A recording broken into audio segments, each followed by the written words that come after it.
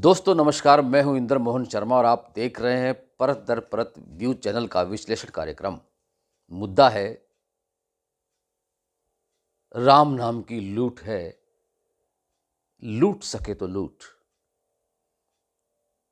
अंतकाल पछताएगा जब प्राण जाएंगे छूट। 22 जनवरी एक ऐसा दिन है, कल यानी कि सोमवार को अयोध्या में निर्माणाधीन राम मंदिर के गर्भगृह में रामलला की मूर्ति की प्रतिष्ठापना की जाएगी। इस कार्यक्रम को लेकर पिछले कई दिनों से खूब प्रचार हो रहा है और इतना ही नहीं,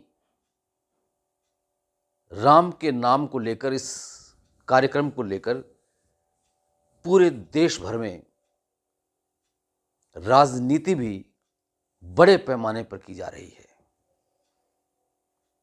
राम तो अजर हैं, अमर हैं। 500 साल पहले भी राम थे, 500 साल के बाद भी राम होंगे।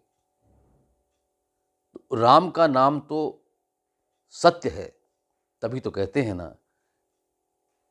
कि जब किसी दिवंगत की अर्थी को ले जाया जाता है तो हिंदू धर्म के मुताबिक यही बोला जाता है कि राम नाम सत्य है, सत्य बोले तो गत है। लेकिन अब इस राम के नाम को भी राजनीति में बांट दिया गया है। एक तरफ सत्ता पक्ष बीजेपी और उनके साथ जो घटक दल हैं एनडीए में, वो राम के नाम पर खूब अपनी राजनीति कर रहे हैं। वहीं जो विपक्षी दल हैं वो बीजेपी के इस सियासी चाल का डटकर विरोध कर रहे हैं। इतना ही नहीं, जो देश के चारों पीठ के शंकराचार्य हैं वो भी इस प्राण प्रतिष्ठा कार्यक्रम को लेकर अशुभ मान रहे हैं। वो कहते हैं कि जब कोई मंदिर का निर्माण कार्य चल रहा हो, अधूरा हो, तो ऐसे में किसी मूर्ति की प्राण प्रतिष्ठा करना अशुभ माना जाता है। वो ये क्यों कहते हैं कि 22 जनवरी का दिन कोई खास मुहूर्त वाला दिन भी नहीं है, लेकिन प्रधानमंत्री नरेंद्र मोदी ने पूरी तरह से जिद की हुई है कि वो 22 जनवरी को ही प्राण प्रतिष्ठा का कार्यक्रम करवाएंगे। अब इस सवाल का जवाब ये देखना होगा हमें कि ऐसा क्यों हो रहा है, क्यों किया जा रहा है। इन सब सवालों के पीछे क्या राजनीति है, ये सब जानने के लिए अगर आपने अभी तक इस चैनल को परत दर परत को सब्सक्राइब नहीं किया है तो सब्सक्राइब जरूर कर लीजिए, क्योंकि जब भी हम कोई महत्वपूर्ण मुद्दों पर इस तरह के वीडियो तैयार कर YouTube पे अपलोड करें तो आपको उसका नोटिफिकेशन मिले। लेकिन वो नोटिफिकेशन तब मिलेगा जब आप इस चैनल को सब्सक्राइब करेंगे और बेल आइकन के बटन को ऑल करके दबा देंगे, तभी आपके पास नोटिफिकेशन पहुंचेगा। चलिए चर्चा करते हैं राम के नाम की। राम का नाम जो है, कहते हैं कि न बांटो राम को, राम तो सबके हैं। मैंने कहा था ना कि राम तो 500 साल पहले भी थे, 500 साल बाद भी होंगे। यानी कि जब इस सृष्टि की रचना हुई थी तभी से राम हैं, और राम तो कण कण में विद्यमान हैं। अब इसके नाम से कोई अपनी राजनीतिक रोटियां सेकना चाहता है तो वो सेकता रहे। विरोध करने वाले अगर विरोध करें तो करते रहें, लेकिन राम तो राम है। राम का नाम आप मिटा नहीं सकते। राम का विरोध करने वाले भी उनके नाम को कभी मिटा नहीं सकेंगे। हाँ, जो राम के नाम पर अपनी राजनीति कर रहे हैं, हो सकता है उनको मिटाया जा सकता है, लेकिन ये तब होगा जब विपक्ष सशक्त होगा। अब सवाल ये उठता है कि क्या ये प्राण प्रतिष्ठा का जो कार्यक्रम 22 जनवरी को हो रहा है वो सही है? हालांकि इस कार्यक्रम को लेकर पूरे देश में पूरा उत्साह है, खासतौर से हिंदुत्व के समर्थन करने वाले लोगों में, और होना भी चाहिए।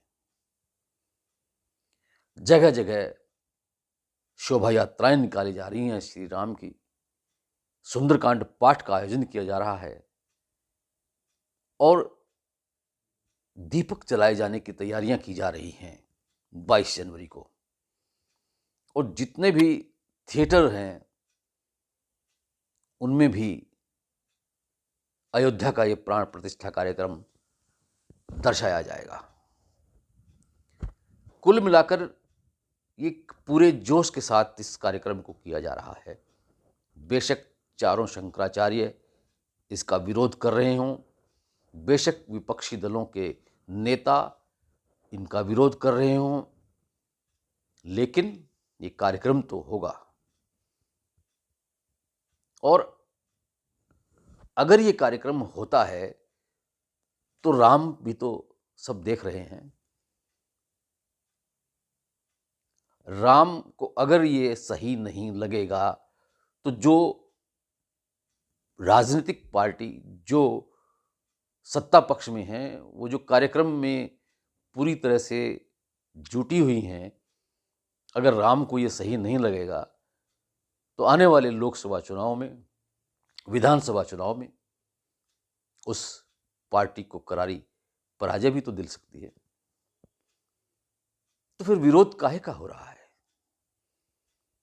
राम के नाम पर राजनीतिक रोटियां सेकते रहे चाहे कोई, लेकिन सही क्या है और गलत क्या है इसका परिणाम चुनाव परिणाम के बाद ही मालूम होगा। अगर प्रधानमंत्री नरेंद्र मोदी की पार्टी बीजेपी या एनडीए जीत दर्ज करवाती हैं लोकसभा चुनाव में और तीसरी बार फिर से नरेंद्र मोदी अगर प्रधानमंत्री बन जाते हैं, तो इसका मतलब ये माना जाएगा कि राम ने जो किया वो सही किया। और अगर वो ऐसा नहीं होता है, इसके उलट होता है, तो मान लीजिए कि राम ने सही नहीं माना। तो अब सवाल ये उठता है कि इस राम के नाम को लेकर क्या होगा आगे। 22 जनवरी को प्राण प्रतिष्ठा कार्यक्रम हो जाएगा, चाहे कोई कितना ही विरोध क्यों न हो, ये होकर रहेगा। लेकिन 22 जनवरी के बाद क्या होगा? उसके बाद कौन सा वो गीत है? अभी तक तो ये गीत गुनगुनाया जा रहा है कि मेरी झोंपड़ी के भाग खुल जाएंगे राम जब आएंगे। और 22 जनवरी के बाद कौन सा गीत गुनगुनाया जाएगा?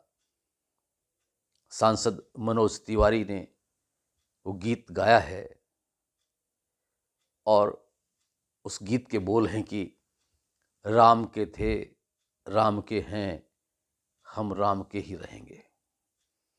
आगे 22 जनवरी के बाद ये गीत गुनगुनाया जाएगा। लेकिन राम किसको अपना समझेंगे और किसको नहीं समझेंगे?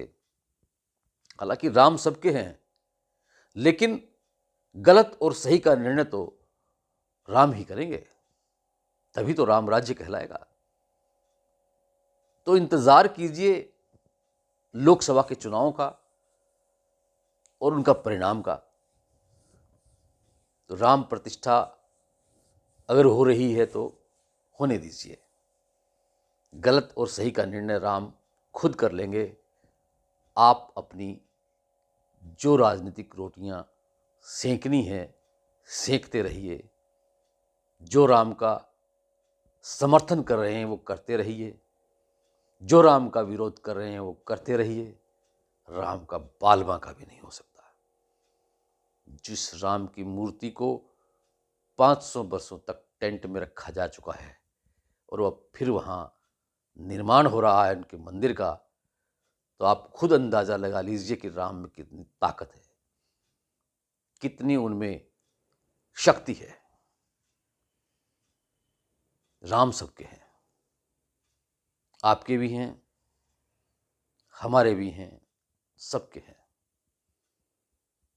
तो आप राम के नाम को बदनाम ना कीजिए। इसलिए अब राम नाम की लूट मची हुई है, लूट सको तो लूट।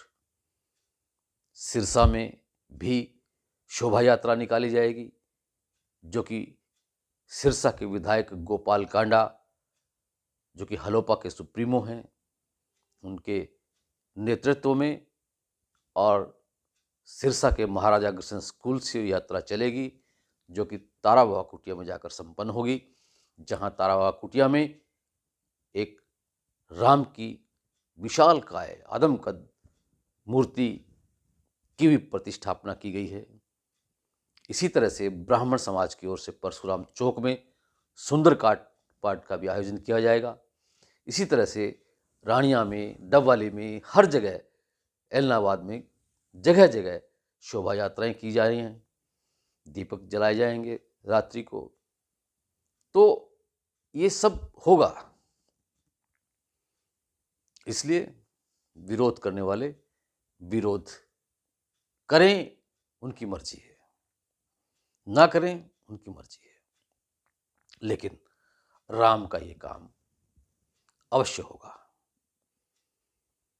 विश्लेषण कार्यक्रम में आज इतना ही। कल फिर किसी नए मुद्दे को लेकर आपसे रूबरू होंगे। तब तक के लिए आप इंद्रमोहन शर्मा को इजाज़त दीजिए और आप अपने सेहत का पूरा ख्याल रखिए। बहुत बहुत धन्यवाद, बहुत बहुत शुक्रिया।